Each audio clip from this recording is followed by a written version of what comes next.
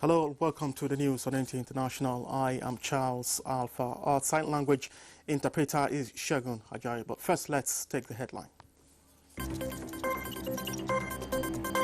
Nigeria reaffirms strong bilateral relation with the United States, says area of doubt on Nigeria's respect for religious freedom over. Hundreds of thousands benefit from UN World Food Programme in Mozambique. Expands life-saving food assistance to victims of worst flooding in decades. And the federal government arraigns 9 suspects of Yelwada killings before Abuja High Court.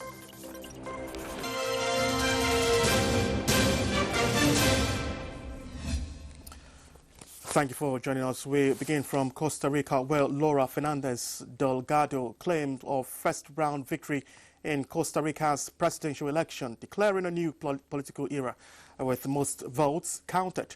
The PPSO candidates crossed the 40% threshold, avoiding a runoff. Supporters celebrating in San Jose as Fernandez promised deep, irreversible change amid mounting security and economic concerns. Adobe Obeshina reports. Fernandez's win comes as Costa Rica faces rising homicides, organized crime, inflation and unemployment, which dominated the campaign. A political ally and successor of the outgoing president, Rodrigo Chávez, she centered her platform on public security, including plans for a controversial mega prison with no runoff required. Attention now turns to governance and legislative cooperation in fragmented assembly. Fernandez will assume office on May 8, 2026, inheriting high expectations from supporters seeking safety, economic relief, and scrutiny from critics questioning the scope and impact of her promised democratic transformations during a tense regional security climate political landscape. In another development, U.S. President Donald Trump said a nuclear deal with Iran will be reached within days, warning that failure would test Tehran's claim a U.S. strike would trigger regional war. His remark followed fresh warning from Iran's supreme leader as tension rise amid military posturing and diplomatic uncertainty across the region. Trump's comment was as a result of escalating friction between Washington and Tehran, driven by U.S. military deployments and warning over Iran's nuclear program.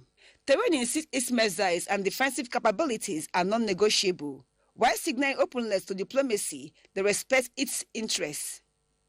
Trump reiterated demands that Iran abandon nuclear ambitions and halt violent crackdowns on protesters. I shouldn't say that, but we have the biggest, most powerful ships in the world over there, very close, a couple of days, and hopefully we'll make a deal. If we don't make a deal, then we'll find out whether or not he was right. Iran officials countered the pressure with not forced consensus. With rhetoric hardening on both sides, diplomats face narrowing space to prevent miscalculation, even as regional allies watch closely for signs of de-escalation or confrontation in the coming days, as negotiations hang in balance worldwide today amid uncertainty. Adobe Obiechina, NTA News. Philippine civil society leaders and members of a left-wing coalition have filed impeachment complaints against Vice President Sara Duterte, restraining a process sidelined by the country's Supreme Court last year. Both cases accuse Duterte of misusing public funds during her term as Education Secretary, while one revises allegations that she threatened to assassinate former ally President Ferdinand Marcos. The filing comes on the same day that a committee in the House of Representatives was to bring hearing into impeachment complaints against Marcos, accused of corruption tied to a spiraling scandal over bogus flood control projects.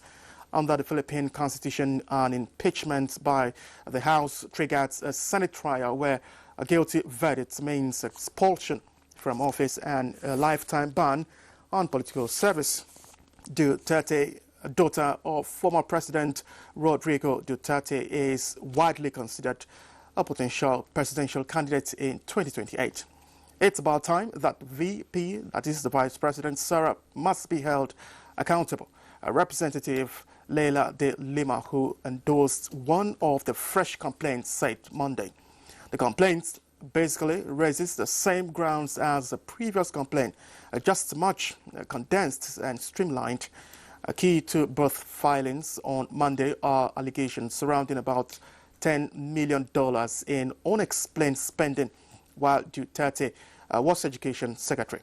Duterte was successfully impeached by the House last year on similar charges brought by a group backed by Dilemma and other lawmakers.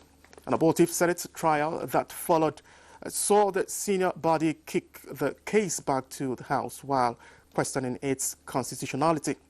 The Supreme Court subsequently ruled that the impeachment was a violation of a constitutional rule against multiple complaints being filed in the same year. And ambulances enter the Rafah crossing from Egypt to evacuate injured from Gaza. 50 people are expected to cross the border between Gaza and Egypt in each direction in the first days of the reopening of the crossing. 50 people will depart Egypt from Gaza and 50 people will come from Gaza in the first days of the operation of the Rafah crossing.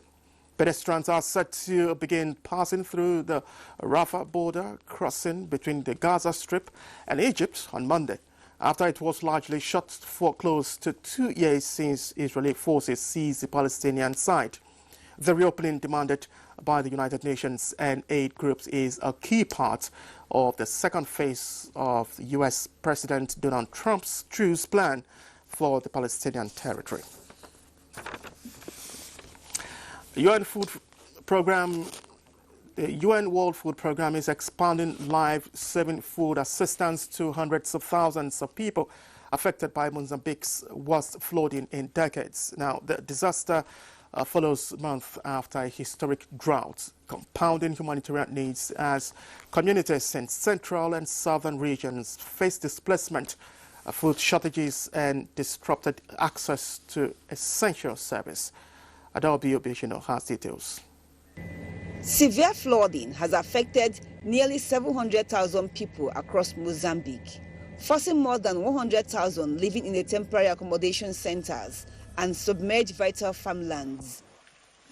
Damaged infrastructure has left about 1,500 kilometers of roads impassable, cutting off families from food, markets, and health care. To overcome these challenges, WPF is deploying amphibious vehicles, boats, trucks, helicopters, and fixed-wing aircraft to deliver food and nutrition assistance. The UN warns that the recurring climate shocks are fueling mass displacement nationwide, with almost 392,000 people uprooted by the latest flood alone. These pressures are compounded by ongoing conflict in northern Mozambique, where violence has already displaced hundreds of thousands, stretching humanitarian capacity and deepening vulnerability across the country. Adobe Obiechina, NTA News. And Nigeria has reaffirmed its commitment to science-driven innovation in healthcare as it hosts the 2026 Spark Africa Translational Research Bootcamp and Scientific Conference, a high-level gathering focused on strengthening translational research across the continent. The Coordinating Minister of Health and Social Welfare, Professor Muhammad Ali Pate, speaking at the opening session in Abuja, highlighted how the federal government is prioritizing science and research to drive innovation, achieve sustainable healthcare goals, and unlock broader economic value. Researchers and conference implementers emphasize the need to leverage translational research to boost local manufacturing, reduce dependence on imported medical products, and create economic opportunities within Nigeria's healthcare sector. Too important to a society to rely on outsiders to set the research agenda. The agenda should be set by Africans And these products should be developed in Africa for Africans. The Stanford University experts who have flown all the way from California to contribute in this shows the recognition globally of the opportunity that has been provided by the reforms of this administration in the health sector. So we think that over time you will see more of the research outputs being put in the path of commercialization. So this is of immense value to Nigerians, and is in line with the vision set out by His Excellency President Bola Ahmed Tinubu and the Honorable Coordinating Minister of Health into basically unlocking the healthcare value chain. We have the capacity here in Africa to use our own intellectual capital, leverage our biodiversity, and solve our problems. You can't keep waiting for people from outside Africa. The conference brought together over 70 participants, including researchers, clinicians, policymakers, innovators, and industry stakeholders from across Africa, with a shared focus on translating scientific discoveries into practical healthcare solutions. The federal government says the area of doubt and confusion as regards the seriousness of Nigeria as a country that respects religious freedom is over. Minister of Information and National Orientation, Muhammad Idris, reaffirmed while addressing journalists after delivering the 34th convocational lecture at FUT Mina. Saliu Abdullahi Gwanara reports.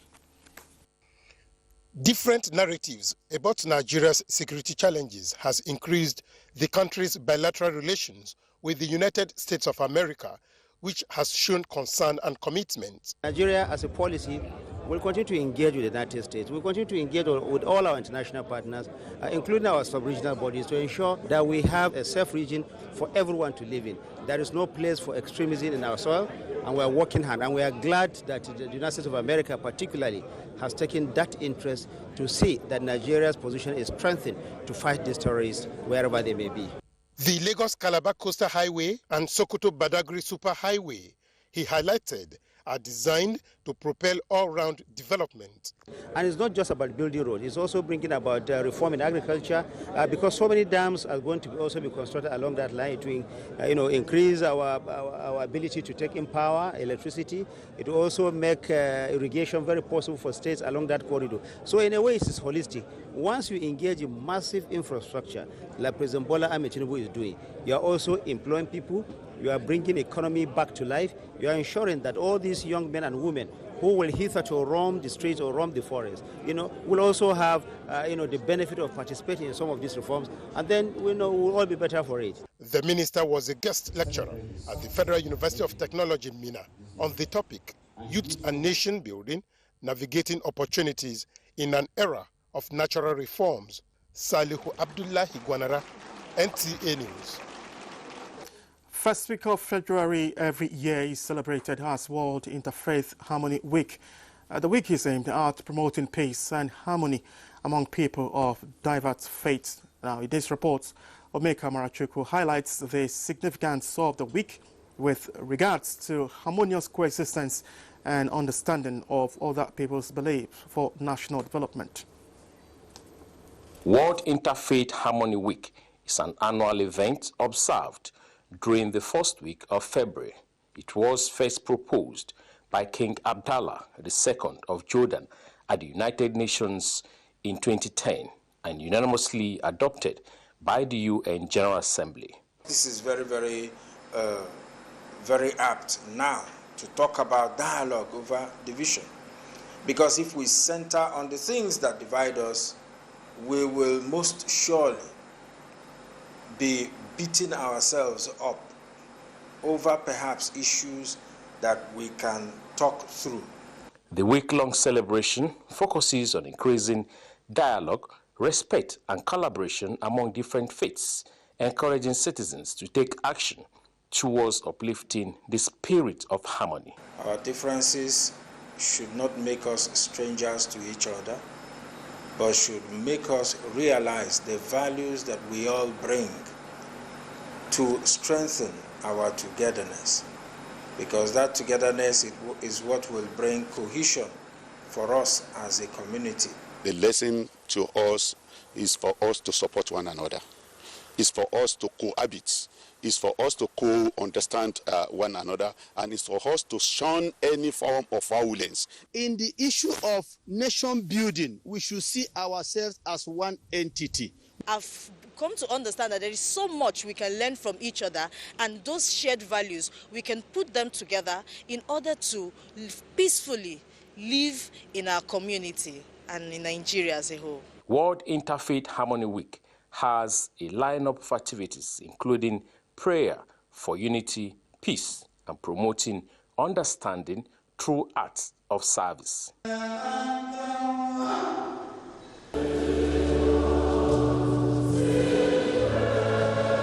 In Abuja, Umenka Marachuku, NTA News.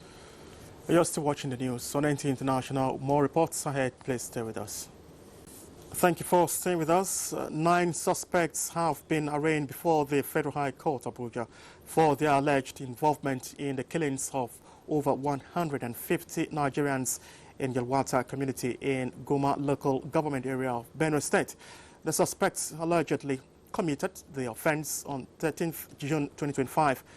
Daily Atumbi of our Judiciary Desk reports that the Attorney General of the Federation and Minister of Justice Lateef Fagbemi, SAN, is the prosecution counsel in this matter. The 9 suspects who are facing 57 counts charge are Adolawa Muhammad Dono, Ado Muhammad Seidu, Aruna Abdullahi, Yakubu Adamu, Musa Muhammad, Abubakar Adamu, Seidu Ibrahim, Saleh Muhammad, and Bako Jibril.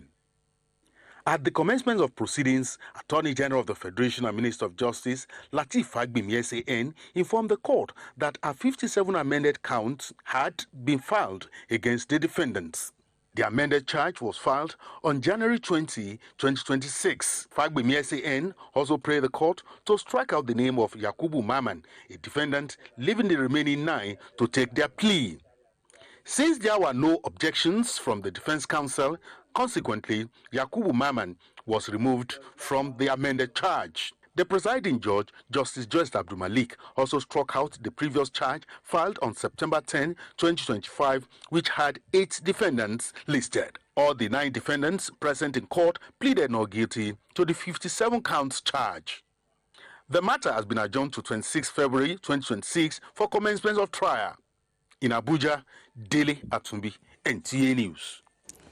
General Officer Commanding 3 Division of the Nigerian Army and Commander Joint Task Force Operation Enduring Peace, Major General Eyitayo Folunsho Oyilola, has reassured citizens of Plateau State of sustained commitment to safeguarding lives and property. The GOC gave the assurance during a decentralized stakeholders engagement in Mangu local government area in preparation for the farming season. Ndiang Adiabar reports. Stakeholders from Mangu and Panshin local government areas of Plateau State, as well as Bogoro and Tafawa Balewa local government areas of Bauchi State and security agencies came together to review the security situation and strengthen civil-military cooperation. While commending the GOC for his efforts at sustaining peace in the area, the stakeholders appealed for the relocation of displaced persons back to their ancestral lands, noting that such steps will further consolidate peace and support farming activities across the communities. Really appreciate the effort of the sector commander, even the GOC. We have benefited a lot because our people have come together and understand living together is the best way to go. I'm so grateful because of what we have enjoyed relative peace in Mangu local government. Major General Oyilola stressed that Operation Enduring Peace will continue to deploy both kinetic and non-kinetic strategies in maintaining peace and sustaining increased patrols at identified flashpoints in collaboration with other security agencies. Traditional, religious, and community leaders must be at the forefront of dialogue between aggrieved parties. Also, the herding and farming communities must educate their wards on the need to take conscious steps against farm destruction and attack on cattle, which very often triggers crisis. The GOC also distributed fertilizers to stakeholders preparatory to the farming season. Indenyan and Abuja, NTA News.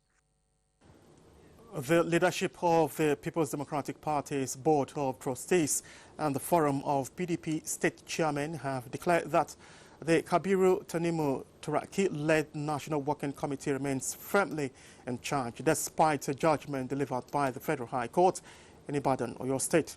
Both party organs said the ruling, which touches on the PDP National Convention held in Ibadan on November 15 and 16, 2025, does not invalidate the existing leadership as the core issues are already before the Courts of Appeal. Timothy Yusuf reports. The party has taken steps to prevent any disruption.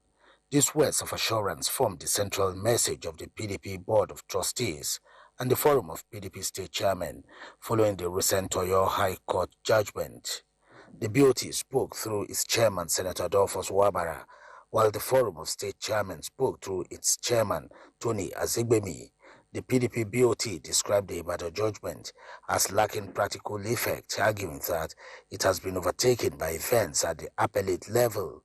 On its part, the Forum of PDP State Chairmen, representing 30 states of the Federation, echoed the BOT's position, declaring total loyalty to the national leadership produced by the Ibadan Convention. The state chairman also faulted the Ibadan judgment, noting that while the court declined the relief of mandamus, it went on to grant reliefs that were neither sought nor argued, and which they said conflict with existing judgments of courts of coordinate jurisdiction. Timothy Yusuf, NTA News. The Director General of the National Youth Service Corps, Brigadier General Olakunle Olushe Rafiu, says the orientation course remains a vital platform for promoting national unity and fostering mutual understanding among Nigerian youths. He stated this during his visit to the NYSC Permanent Orientation Camp in Ede, Osun State. Femi Afariogun reports. The official working visit of the Director General of the National Youth Service Corps, Brigadier General Olakunle Rafiu, to Osun Camp is aimed at assessing the welfare of corps members and assuring them of their safety throughout their service here. He urged them to engage in productive activities that will add value to the scheme and enhance their personal development. He noted that service here offers young graduates a unique opportunity to discover and nurture their leadership potential. So by and large, it's been a successful visit. I'm excited, the corps members are excited, and the staff are doing a wonderful work. So wish them all the best, and I want to assure the people of Osun that the corps members have promised to be good guests. You have visited the clinic, and the consultant there is from Obafemi Awolowo University Teaching Hospital. She has really done well, and the core team, they've done really well, making sure that our corps members are attended to. There was a colorful cultural performance by the corps members for the DJ. From NYSC Camp Ede, Femi Afariogun, NTA News. A large number of traders at Onitsha main markets opened their shops in compliance to the Anambra State government's directive to end the persistent sit-at-home protest ordered by the members of the proscribed indigenous people of Biafra. Uchenna Nwekoyo reports that security operatives were fully on ground to forestall any possible breakdown of law and order.